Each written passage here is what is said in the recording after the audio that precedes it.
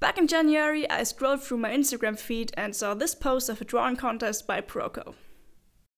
There were some sweet prizes to win since he partnered up with Wacom, but I didn't really care much about the prizes. What catch my attention though was the fact that Karl Kupinski was going to pick the winner of this challenge. Karl Kupinski. So, to the drawing table.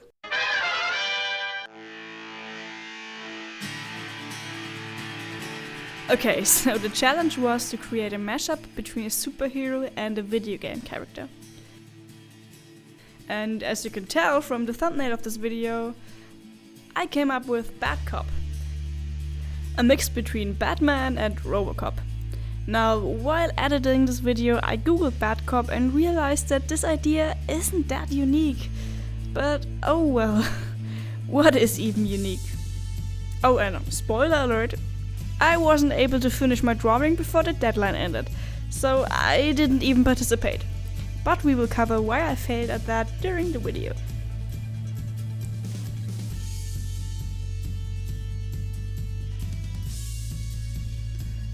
So lately I was thinking a bit about art challenges, and I noticed that I am somehow the most creative and highly motivated while participating in such challenges. And it seems like it's not just me. So many artists create these awesome products during Inktober or similar events. And that makes me wonder. There are all sorts of challenges and contests out there, and the number just rises. But why are drawing challenges so good for us? So I came up with these two reasons. The first reason, and in my opinion the biggest benefit, limitations. This might sound strange at first, like which artist wants to be restricted in their creativity? But when you sit down with your sharpened pencil in front of a blank sheet of paper, there are so many possibilities and so many decisions to be made.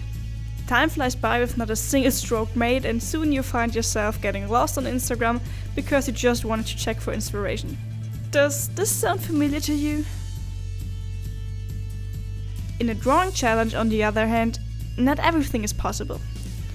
You become limited either through prompt words or themes, a medium or a certain deadline. And this can really push some boundaries. Let's say you are a character artist and a prompt word tells you to draw buildings, though you're not good at this. Option A would be to give a fuck about a prompt word and draw another character you can proudly share with the world. And option B, you give it a try. You draw something you would usually avoid, and who knows, maybe you discover a new interest in drawing buildings. Just imagine what amazing ideas this could spark. So in my case, before I participated in an Inktober for the first time, I believe it was in 2017, so not that long ago, I was a digital artist. In fact, I wanted to become a concept artist back then and filled hundreds of Photoshop files. But this Inktober challenge just changed everything. During that month, I absolutely fell in love with the traditional medium, and I am so grateful for that. Without this challenge to try something new, I certainly wouldn't be the artist I am today. And before I get to the second reason why art challenges are so good, let's talk about this robocop thing and what in the world is happening here. The character is solid and has a good design, but this kinda wasn't enough for me. I wanted to spice it up with some cool Gothamish buildings, but I did not know how to do it. Instead, I just lost track and forgot the goal of this challenge, which was to create a character, not a fancy background. So, snap, I cut out robocop and started over again the next day with a much more simplistic background. But yeah, that's why I wasn't able to finish this drawing in time. One day I may be able to draw cool cityscapes. Maybe I should introduce a specific art challenge for this, like September. Anyways.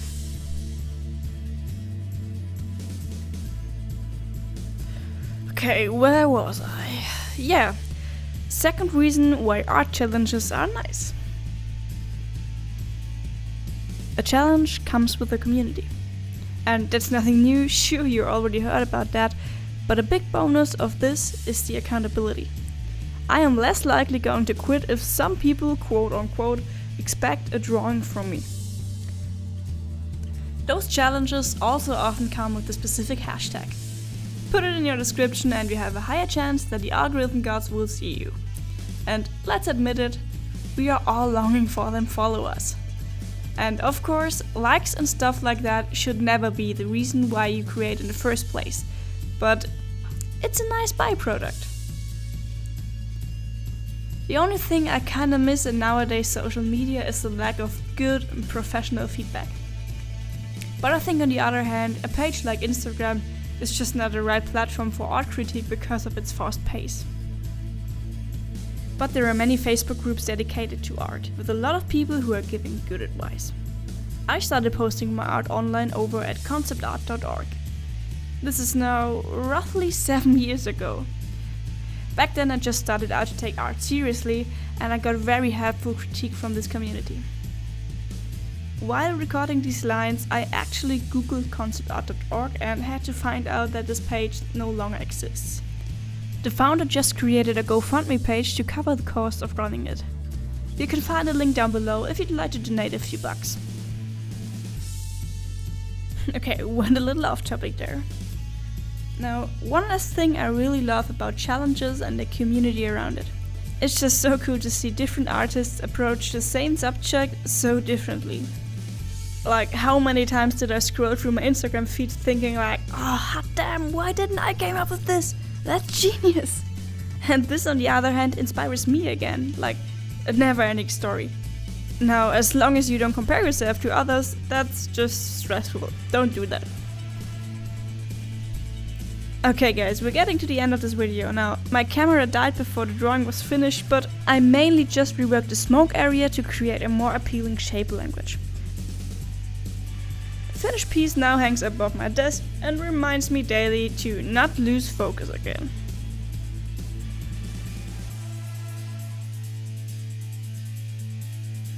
Hope you guys enjoyed this video. Let me know what you think about this topic, and until next time, Liz over and out.